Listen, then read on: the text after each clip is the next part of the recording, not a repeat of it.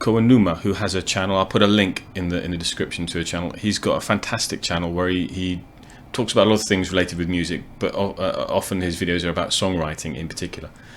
And he's been very helpful. I found one of his videos on how to make a simple chord progression sound more interesting.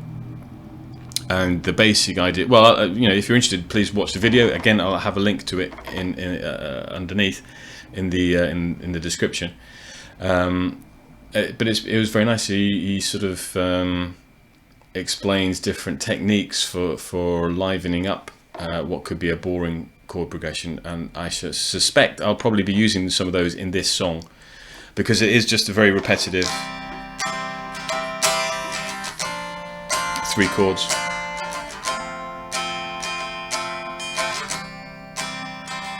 And I mean, you also have the option, you can change key, you can, you know, modulate, move up.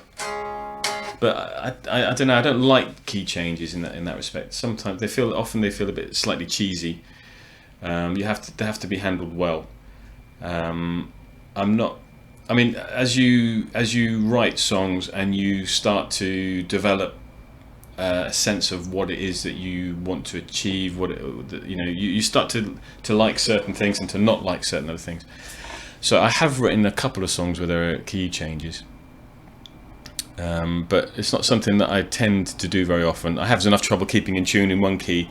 Then if I change a key, it's going to make it even more difficult.